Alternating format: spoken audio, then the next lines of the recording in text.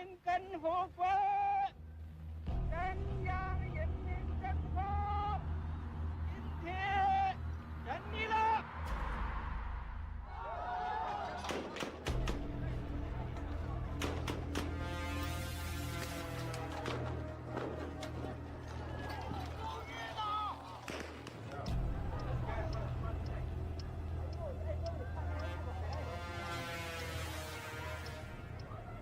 但是你们能不能？刚才问我啊，我可以回半点去，无可奉告。我也不高兴。哎，什么叫中国共产党啊？党叫干啥就干啥。黑夜即将到，一定要做好准备。是。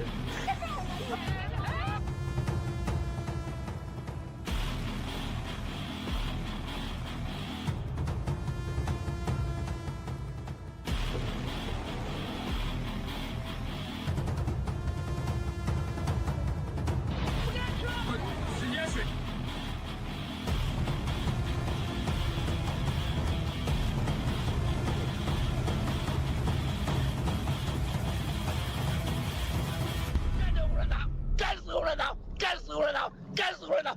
干死共产党！不干死共产党，绝不罢休！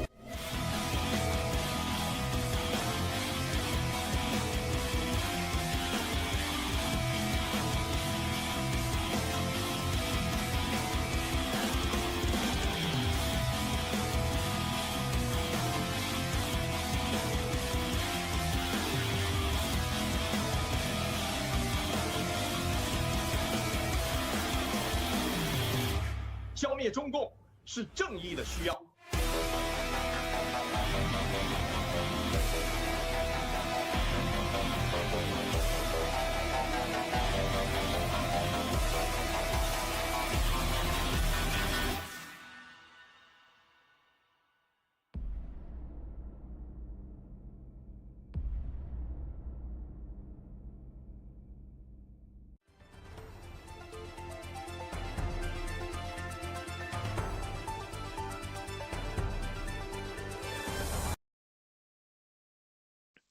Hi, good morning, everyone. Welcome to Exposing the CCP again. Today, we're going to continue to discuss the internal CCP struggle created by Xi Jinping and also Zhang Youxia's arrest. And a lot of things that happened, a lot of rumors regarding it. But most importantly, CCP is in a big trouble. So we want to discuss about that today. And good to see Chris and also Mr. True today. How are you? Hi. Hi, I'm good. Thank you, Z, and I'm happy to see you and Mr. True 007 today. Thank you. Awesome. Thank you, everyone. Welcome to our program. Thank you, Z and Chris, Flower. Let's expose the CCP. Thank you. Excellent. Yeah, let's get started. We're gonna watch a video. It's created, to reflect what's going to happen, and we'll be right back to discuss about it. First blood. Enemy double kill. Enemy triple kill. Enemy quadra kill. Enemy pentakill. NFC intel confirmed. Arrests of Zhang Youxia and Liu Zhenli signal an elite rupture inside the CCP. Yesterday morning mainland China time, Zhang Youxia, vice chairman of the Central Military Commission, was detained in Beijing, while Liu Zhenli, chief of the PLA Joint Staff Department, was taken into custody in northeastern China. This extraordinary internal action constitutes one of the most consequential political military events in decades, because Zhang Youxia is not a normal target within the CCP system. Why Zhang Youxia matters? Zhang Youxia is widely regarded as a top-tier power broker within the People's Liberation Army, and a central pillar sustaining Xi Jinping's personal control of the armed forces. His authority is not merely institutional. It is deeply personal. Zhang's standing is rooted in decades of political trust and mutual loyalty originating in the father's generation of both Zhang and Wu Ci. That bond predates Xi Jinping's rise to power and has endured through every phase of his consolidation of authority. Zhang has been the most important, most central, and most irreplaceable ally in Xi Jinping's pursuit of personal political power. It is no exaggeration to state that, Within a Yiazi's internal hierarchy of trust, Zhang ranked second only to Ai himself, and Ai's own brother, even above Ai's wife, Peng Luoyan, and his brother-in-law, Peng Lai. Under the governing logic of Huai's rule until now, no corruption allegation or personal misconduct would have justified action against Zhang Gao. Even if Zhang had plundered half the country, Wu would not have moved against him, because removing Zhang risked destabilizing the very system that secures SE's power. The true reason NFSC intelligence points to a single decisive explanation for the arrests of Zhang Yuqia and Lu Zhenli. Their alignment changed. Put plainly, it involved collusion with the United States, betrayal of Xi Jinping, and defection from the CCP camp. In authoritarian systems, loyalty, not legality, is the ultimate red line. Once that line is crossed, even the most trusted enforcer becomes an existential threat. Strategic significance for U.S. audiences. The implications are immediate and profound. First, elite cohesion is collapsing. Action against a high-trust military pillar signals fear at the top, not confidence. Second, PLA command reliability is being disrupted. Arrests and purges at the summit produce paralysis, mistrust, and risk avoidance across sensitive operational and security chains. Third, Wu Jinping may be entering a high-risk phase of his rule.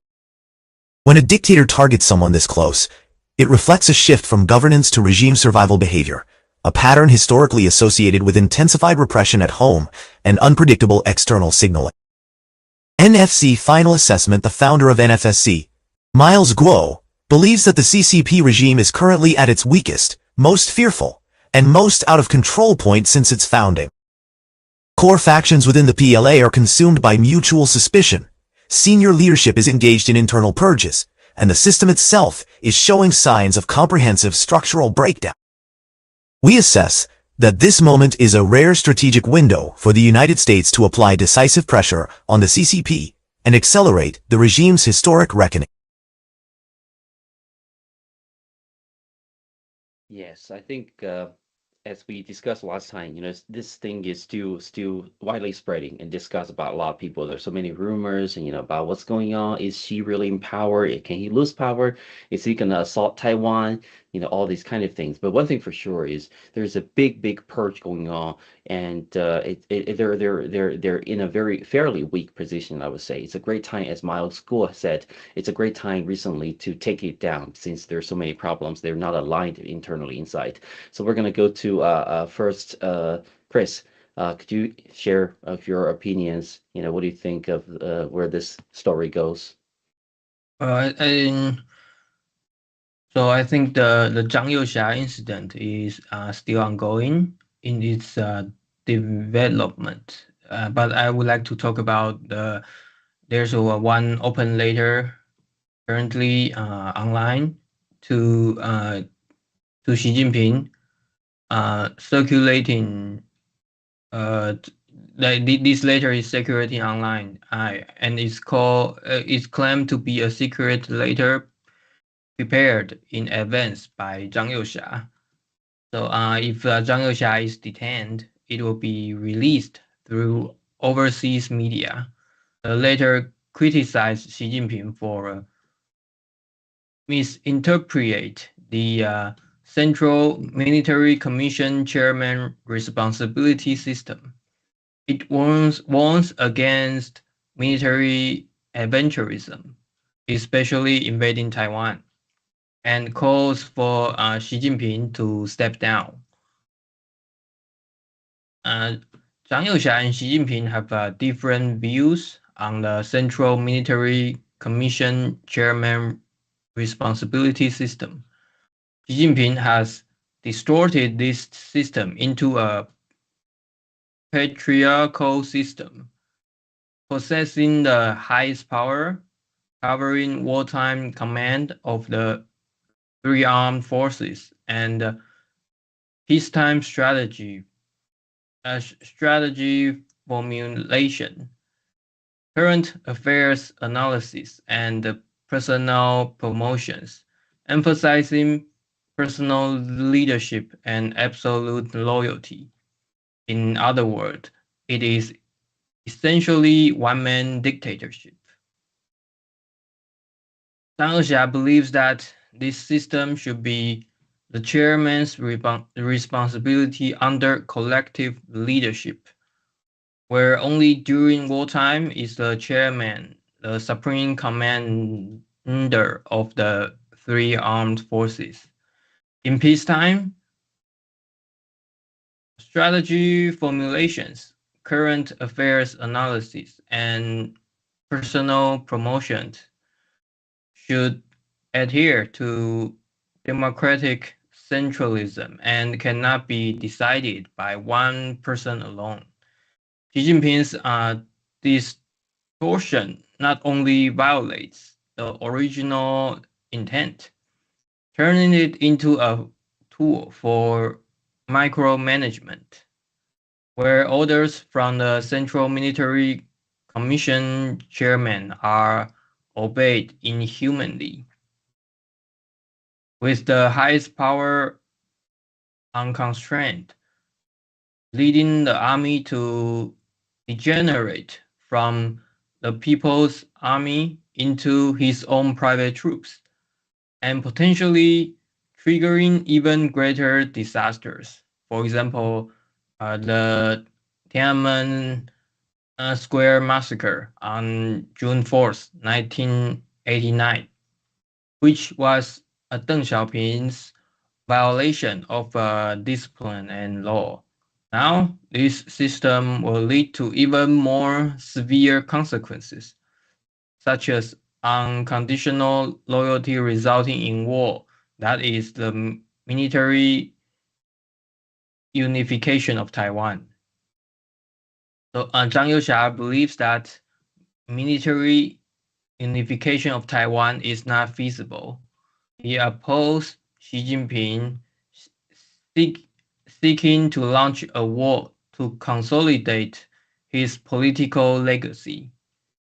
He emphasized that the army should defend the country and the people rather than to use for fighting wars. Hundreds of thousands of PLA soldiers will be sacrificed in the Taiwan Strait, but still cannot approach Taiwan Island. Once the war starts, Japan will inevitably get involved, followed by the United States joining the war, forming a US-Japan allied forces against the PLA. South China coast military facilities, bridges, and oil depots would all be destroyed by the US-Japan allied forces within a few hours. The sacrificed PLA are all grassroots personnel. Compensation is also required for the destruction caused by the war that CCP waged. This is the consequences of Xi Jinping's destroying the Central Military Commission chairman responsibility system. So finally, Zhang Youxia's emphasized that he has not engaged in corruption, nor does he need to engage in corruption. He also offers 4 suggestions to Xi Jinping. First, step down as the convener of the 21st National Congress, which is Xi Jinping's promise made at the 3rd plenum. Second, do not launch any form of war. The army is meant to defend the country and protect the homeland. Third, respect the international orders established by the United States and never make an enemy of the United States. Fourth, pursue genuine reform and opening up. If Xi Jinping truly loved the Chinese people, Xi Jinping should return power to the people. and fulfill the promise of democratic constitutionalism from the Yan'an period. Zhang Youxia chose to stand on the side of rule of law, democracy, and freedom without betraying China or the Chinese people. Thank you.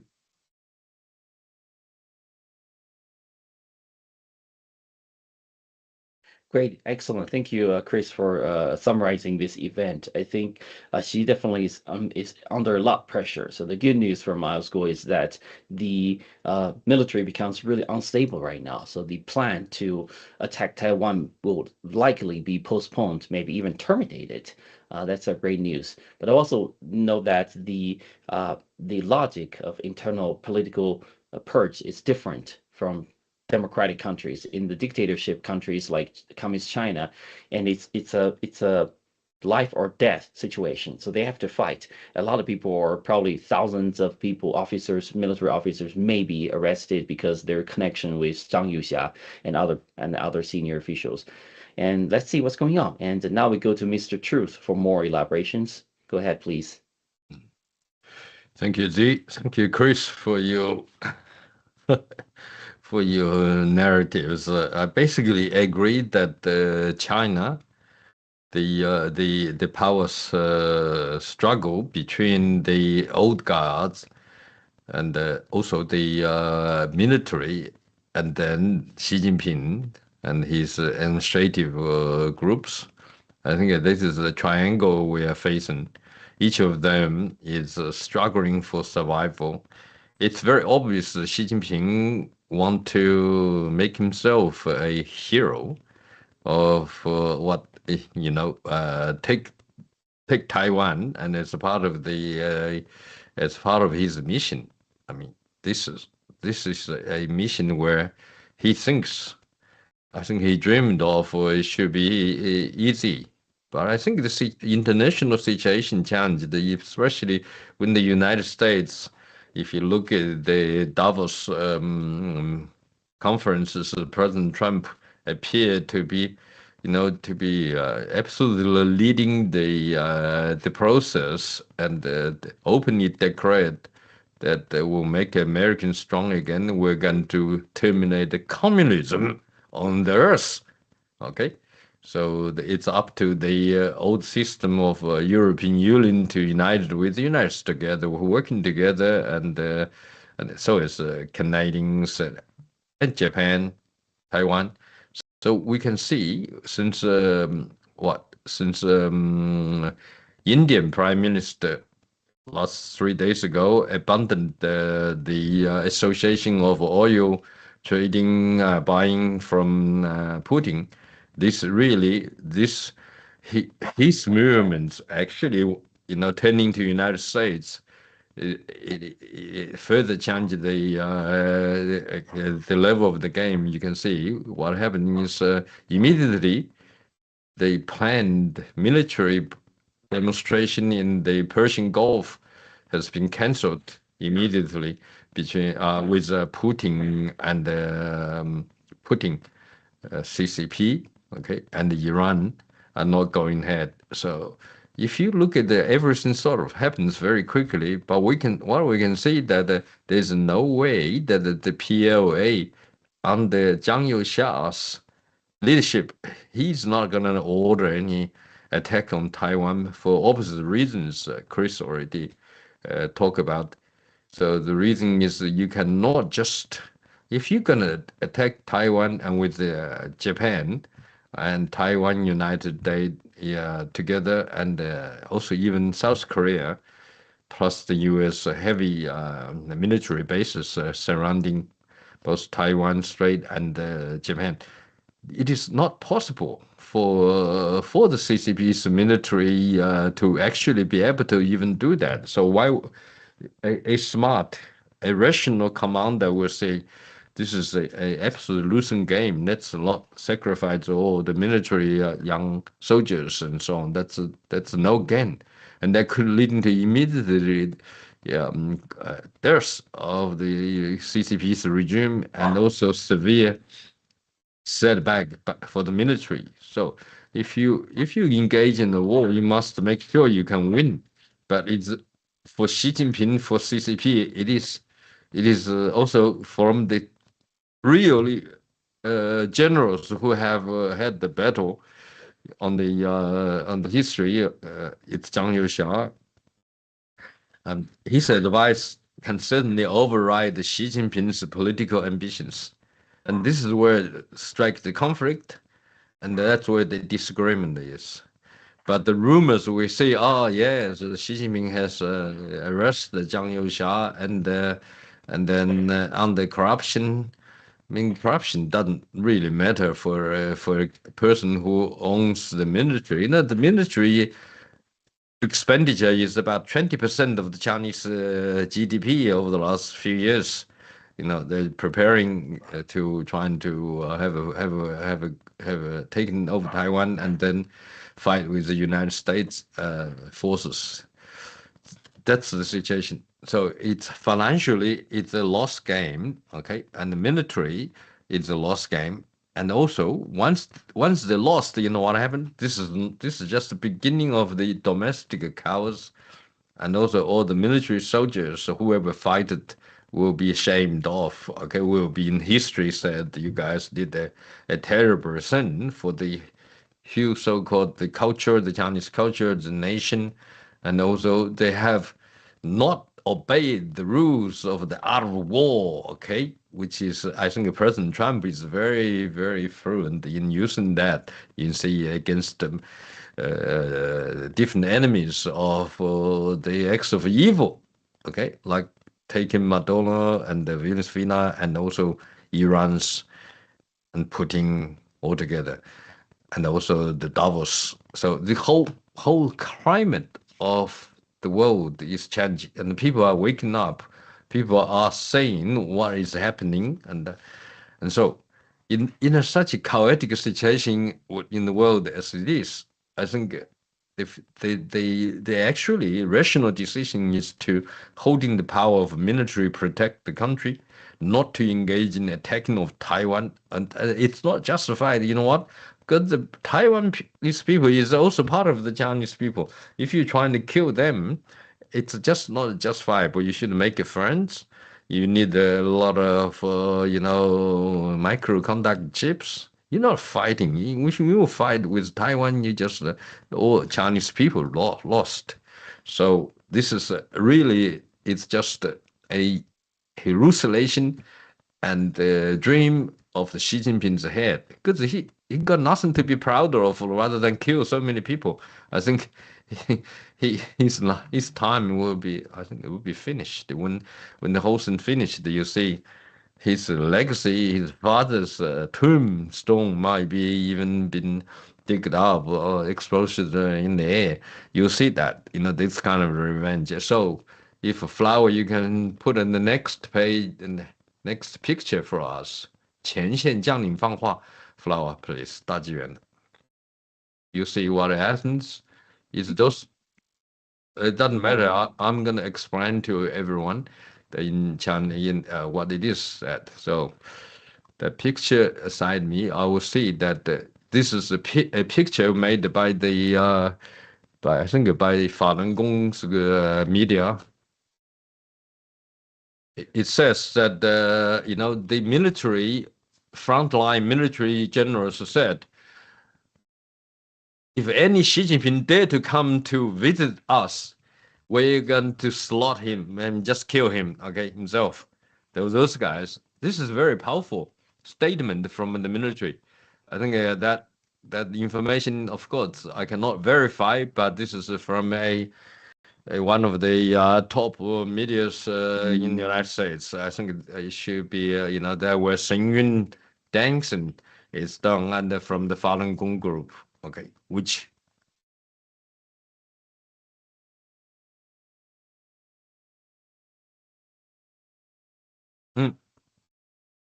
So this is one. My seems have an echo, so I want to ask Z. Maybe you can explain that to people. I'll take my microphone off.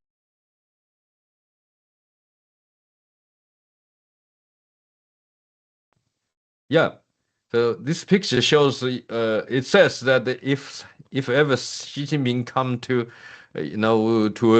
to just to visit the group of the military, any military, and they're gonna slot him. So in other words, the minute if Xi Jinping dare to go to different groups on north, south, east, west, and the central commanding as general's office, and Xi Jinping will not be received kindly by those Chinese military PLA generals, and instead they're gonna, execute him. This is you never see this in the Chinese history, well, at least in the communist Chinese history. This is which indicate a huge life and death conflict between Xi Jinping and the military generals. I think we will see probably in a few minutes, as they said, that the Chinese, before the Chinese New Year, the Chinese Communist Party, Xi Jinping should be under the control of the military, and then I think we're gonna have a regime change. Let's hope this is the case. Thank you. Let's take down the CCP. They're the evils. Thank you so much. I think it's a big hope. Maybe it's a rumor, but I think a lot of people hate Xi Jinping because it's life-threatening to them. We don't know who is going to do it or when are they going to do it, but there's a chance. Everything we're living in a world with probability. There's a chance that might happen, and we need all be prepared. And hopefully, the Western world, the U.S. government, are applying pressure, and that will facilitate or promote this happening. The collapse of the CCP is imminent, I think, likely either this year or sometime later this year. And we're going to continue to watch this process and to spread the truth of the CCP from the inside and the Mao School and NFC's perspective. So again, thank you very much for coming. And it's probably time to wrap up. I'll give you a couple more minutes to wrap up today's program. Chris, please, you first. Okay. So I believe that Zhang Youxia's fourth suggestions to Xi Jinping can only be achieved by taking down the CCP. Reform this system of the CCP, let the CCP disintegrate, and pursue a genuine democratic, rule of law, constitutional system. Thank you.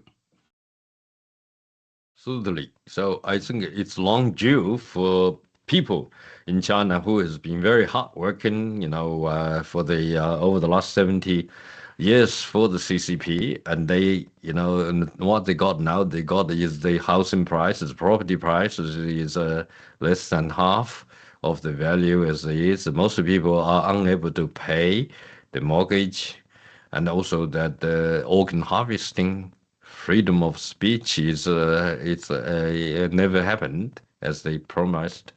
And most importantly, the deceptive nature of the CCP, which said once we're going to return the power to the people who are working for the people, and but they never do it. They're just slaughtering the people. So they are the most evil regime on the earth, which should not existing any longer. Let's take down CCP. Thank you for watching. Awesome. Let's take down CCP. I'll see you next week. All right. Have a good day. Bye. All right. Okay. See you. Bye-bye. Thank you. Thank you. Thank you, Flower. The night has come this far, not because it chose to leave, but because it was never meant to stand. Darkness may appear powerful, yet it exists only where light has not arrived. And when the first ray of dawn emerges, its retreat becomes inevitable. This is not coincidence, not fortune, but direction itself, finally revealed. Justice never disappears. It moves forward step by step, gathering strength in silence, finding its footing in the final second before dawn. Today, what we welcome is not a miracle, but a morning that was always destined to arrive. In the new year, the dawn is already ahead of us.